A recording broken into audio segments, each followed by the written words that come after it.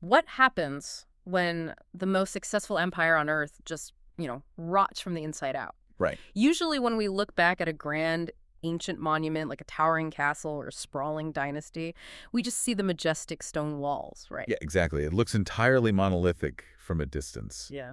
Just permanent and unshakable. Right. We assume it was built flawlessly. We think of its history as this clean, unbroken line of greatness. But if you actually walk up to those walls and look closely at the mortar, you start to see, well, the hasty repair. The political compromise. Yeah, and the subtle signs of a foundation that was slowly, inevitably giving way under its own weight. So, welcome to the deep dive. Today, we have a stack of sources sent in by you, the listener, that act as honestly, a 3,000-year-old masterclass in the anatomy of a total collapse. It really is. You provided us with this fascinating bilingual text containing excerpts from the Book of Kings, presented in both the original Hebrew and English.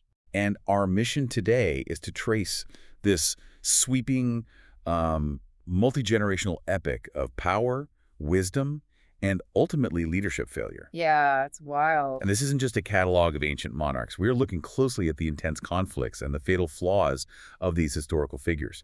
We'll even explore how the original Hebrew language adds this incredible psychological nuance to their stories. Right. It shows us exactly how a society rises to the absolute peak of wealth, only to violently fracture and fall. And I think it's important to note the significance of this source within the entire Bible. It's not just a history book. It's a theological explanation for a catastrophe.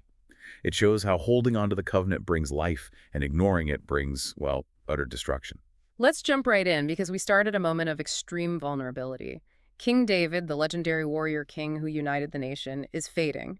He is incredibly old, frail, and the narrative is brutally honest about his condition. I mean, he can't even generate body heat.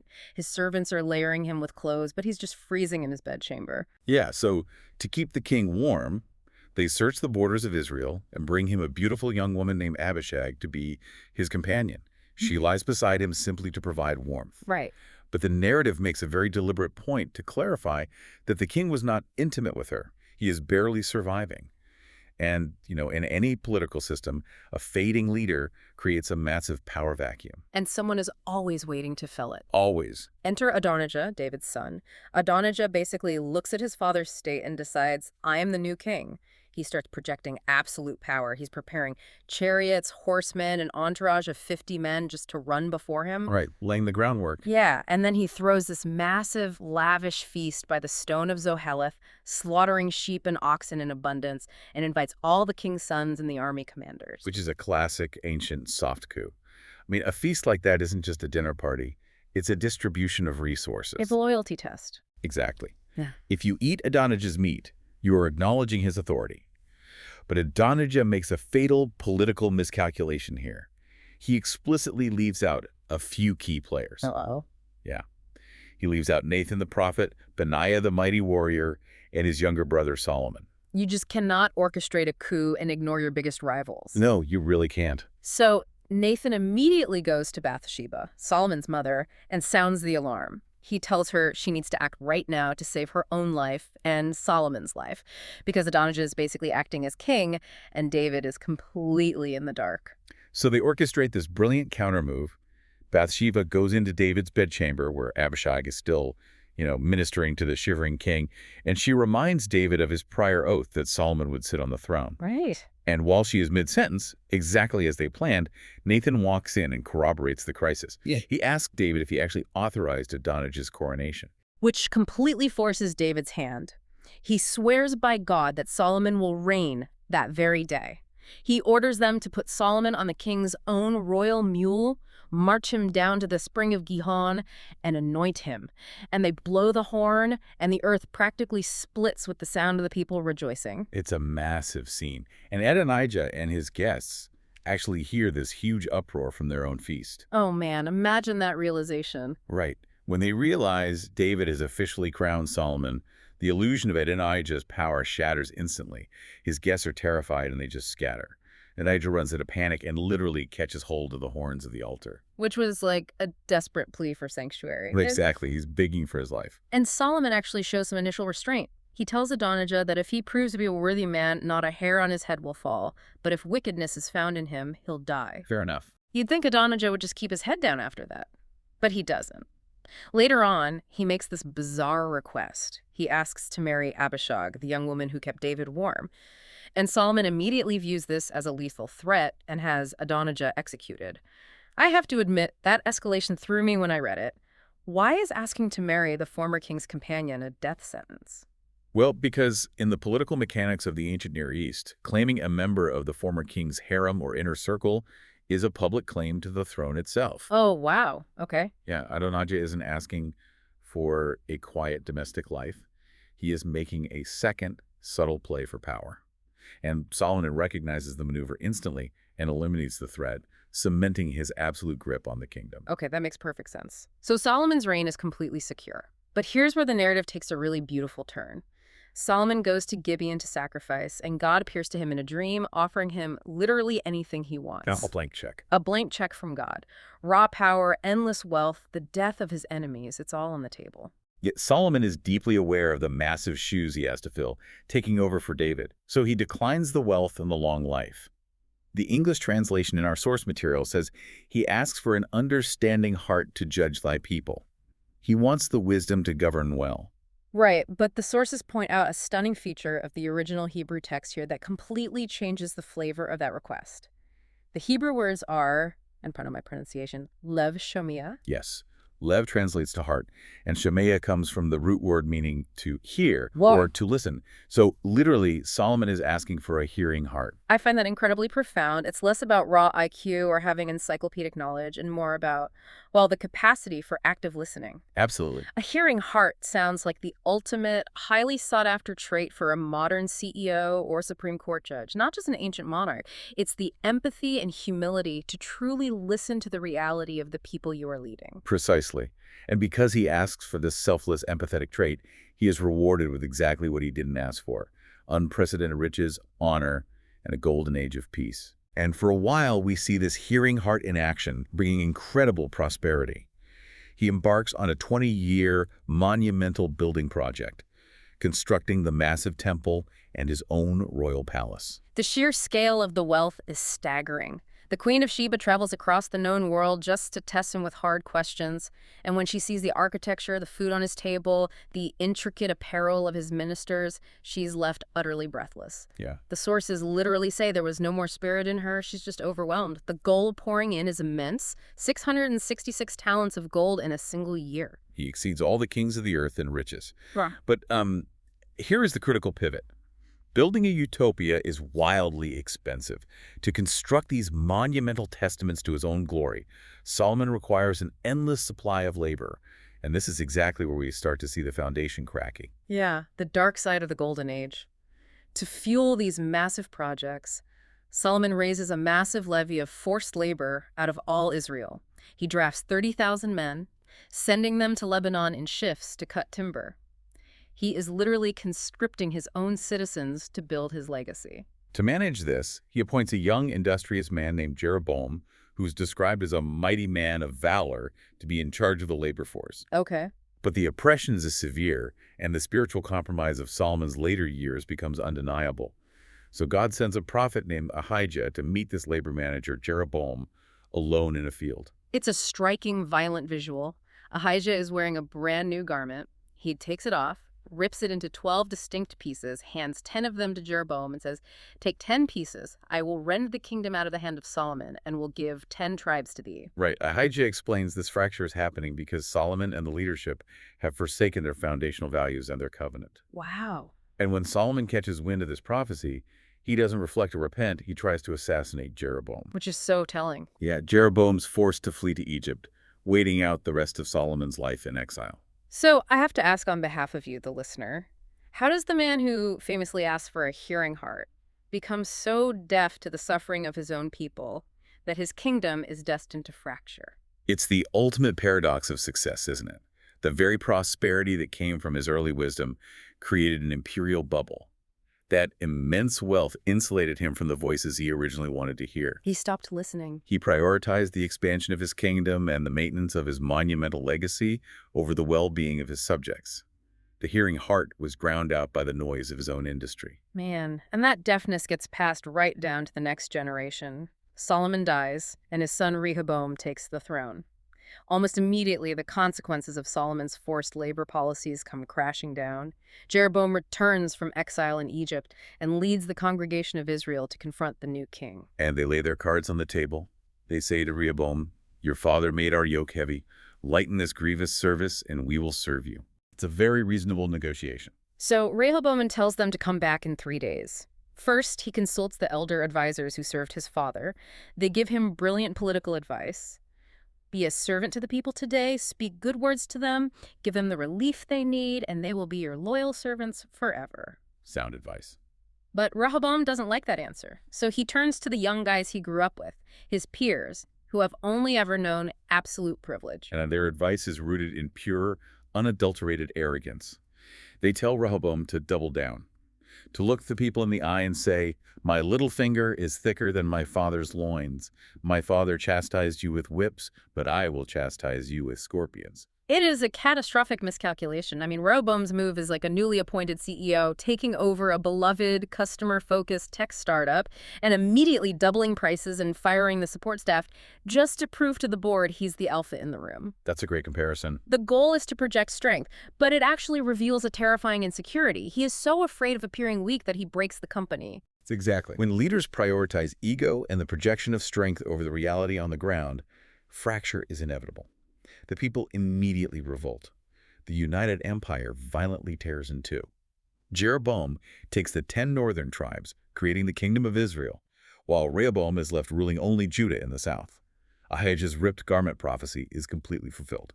So Jeroboam gets exactly what was promised. 10 tribes, his own kingdom. You'd think getting an empire handed to you would make you confident, but instead, Jeroboam becomes intensely paranoid. Because he recognizes a geographic and cultural problem.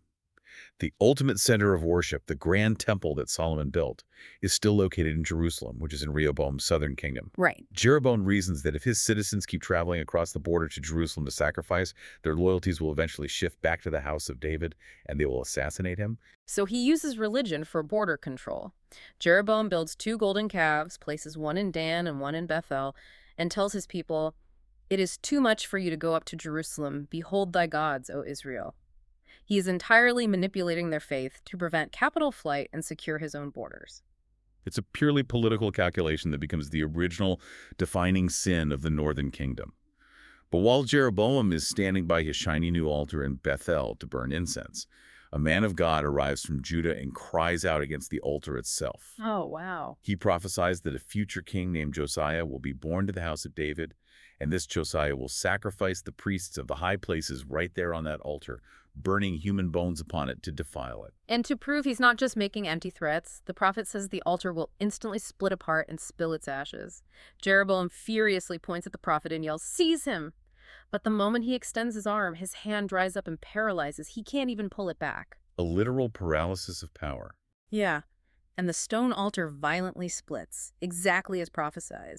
Even after the prophet restores Jeroboam's hand, the narrative notes that Jeroboam refused to turn from his evil way. He is locked into his paranoia. And this sets off a relentless downward spiral. From here, the timeline plunges into a chaotic era of divided kingdoms. It is a brutal cycle of kings clinging to power, ignoring the covenant, facing divine judgment, and being violently overthrown. And the only voices standing against this corruption are the prophets. The conflict between these wicked kings and the radical prophets becomes the absolute core of the narrative. We fast forward through a series of bloody assassinations until we reach King Ahab and his queen, Jezebel, ruling the northern kingdom from Samaria.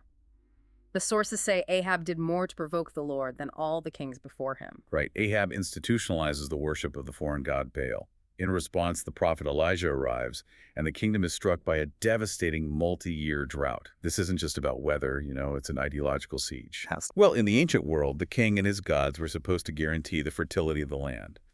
So a drought means the system is failing. Which sets up one of the most cinematic showdowns in history, Mount Carmel. Elijah challenges the 450 prophets of Baal to a public contest. They both build altars, place a sacrifice on them, and the rule is simple.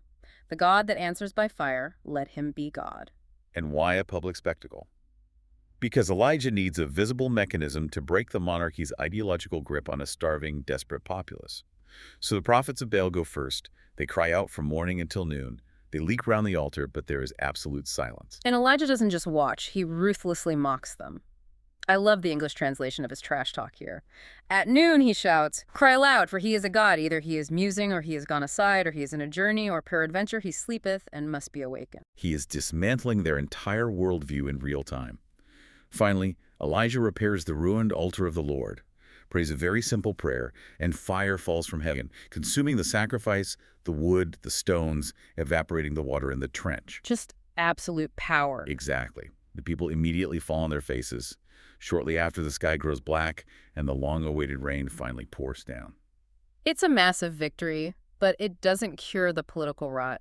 Ahab ultimately meets a grim end in a battle against the Arameans. He tries to disguise himself to avoid being targeted, but a random, unaimed arrow strikes him between the joints of his armor. Talk about fate. Yeah, he slowly bleeds out, and his blood washes into the bottom of his chariot. The kings fall, but the prophetic mantle endures. Elijah is taken up in a whirlwind, passing his authority to his successor, Elisha. And Elisha operates in a society completely destabilized by famine and war. At one point, to prove the enduring authority of the prophetic voice amid the chaos, Elisha boldly prophesies the exact end of a brutal famine in Samaria, predicting that food will be incredibly cheap by the very next day. And it happens exactly as he says, restoring a fragile order. But Elisha's encounters are often deeply psychological and incredibly dark. He travels to Damascus, where the Aramean king Ben-Hadad is severely ill. The king sends his most trusted servant, Hazael, to ask Elisha if he will survive the sickness. And Elisha tells Hazael that the king will indeed recover from the disease itself, but the Lord has revealed that the king will still surely die. And then Elisha just stares at Hazael. That part gives me chills. It's so tense. He locks eyes with him, holding the gaze until Hazael becomes deeply uncomfortable and ashamed. Then Elisha begins to weep. Hazael asks why he's crying. Elisha says, "Because I know the evil that you will do to the children of Israel." He foresees Hazael burning their cities, slaying their young men, committing unspeakable atrocities. Hazael plays the humble servant, asking, "What is thy servant who is but a dog that he should do this great thing?" And Elisha simply replies that the Lord has shown him Hazael will be king over Aram. And the mechanism of Hazael's rise to power is chilling. He goes back, tells the king he'll recover, and the very next morning Hazael takes a thick coverlet, soaks it in water, and casually smothers his king to death with it, seizing the throne. The casual brutality of the wet coverlet is horrifying. It really is. And the bloodshed is everywhere. Inside Israel, Elisha sets a military commander named Jehu loose to completely wipe out the corrupt dynasty of Ahab. Jehu rides furiously into the city of Jezreel. Jezebel, Ahab's widow, knows he's coming to kill her. But she doesn't hide or beg for her life. She actually paints her eyes, arranges her hair, and looks out the upper window to taunt him. She projects defiance to the very last second, right before Jehu has her thrown out the window to her death. It's a relentless machine of betrayal. Impartially analyzing these sources, whether looking at the northern kingdom of Israel or the southern kingdom of Judah, the underlying logic is incredibly clear. What's the pattern? Ignoring foundational values and prioritizing raw power inevitably creates internal paranoia, invites corruption, and guarantees a collapse. Which brings us to the final terrifying acts of this epic. The northern kingdom is eventually wiped off the map by the Assyrian Empire. And then, the Assyrian war machine turns its sights on the southern kingdom of Judah, laying siege to Jerusalem during the reign of King Hezekiah. And the tactics the Assyrians use at the city walls are shockingly modern. Oh, it is a masterclass in psychological warfare. The Assyrian commander, the Rabshakeh, stands outside the massive walls of Jerusalem. The Jewish diplomats come out and beg him to speak in the Aramean language, the language of diplomacy, so the terrified common people sitting on the wall won't understand the threats. But the Rabshakeh refuses. He specifically shouts his threats in the Jews' native language, bypassing the leadership and aiming his terror directly at the populace. Pure intimidation. Yeah, he mocks King Hezekiah, he mocks their reliance on God, and he offers them a comfortable surrender, promising to take them to a land of grain and wine. He is actively trying to fracture the city from the inside, separating the trust of the people from their leader. Hezekiah is devastated. He takes the Assyrian threats straight into the temple, spreads them out, and prays. And through the prophet Isaiah, God mocks the Assyrian arrogance. Miraculously, the Assyrian army is devastated overnight and retreats. Wow. Yeah, Jerusalem survives, but only temporarily. Because the internal rot is simply too deep. A few generations later, there is a brief, beautiful glimmer of hope with King Josiah. Josiah is a reformer. During temple renovations, they actually find the lost book of the covenant. When Josiah hears the words, he realizes how far his nation has drifted. He gathers the populace, reads the foundational laws to them, and systematically destroys all the idols his predecessors built. And this brings incredible narrative closure chronologically. Josiah travels to Bethel and finds the exact altar that Jeroboam built generations ago to secure his borders. Josiah demolishes it, burns it to dust, and takes human bones from nearby tombs, burning them on the altar to defile it. Fulfilling the exact prophecy spoken by the man of God all those years ago. Yes. And when Josiah sees a specific monument nearby, he asks the locals what it is. They tell him it's the tomb of the man of God from Judah who predicted these very actions. Josiah orders them to leave it be, protecting the prophet's bones. It is a stunning moment of reform. But despite Josiah's heroic efforts, the momentum of generations of corruption, arrogance, and deafness cannot be stopped. The final chapter in our sources shifts to the reign of Zedekiah, and it ends in utter catastrophe. Nebuchadnezzar, king of Babylon, marches his massive army against Jerusalem. They encamp around the city and build towering siege forts against the walls, plunging the capital into a final, suffocating lockdown. The grand empire that Solomon built, the magnificent temple that housed such incredible wealth, is ultimately starved out and destroyed. When we connect all of this back to you, the listener, the relevance of this ancient text is profound. We aren't just looking at old geography and dead kings. We are looking at the universal blueprint of how structures fail. Organizations, nations, and empires rarely fall abruptly to outside forces like Babylon or Assyria. Long before the walls are breached, they rot from the inside out. They collapse when their leaders lose their hearing hearts. They fail when maintaining power and projecting ego becomes more important than the foundational values that built the institution in the first place. Let's do a quick recap of the journey we just took. We started with the freezing frailty of David and the tense, calculated succession of Solomon. We watched Solomon wisely ask for a hearing heart, ushering in a golden era of wealth, but we saw how the cost of that utopia required forced labor, creating an insulated leadership deaf to its own people.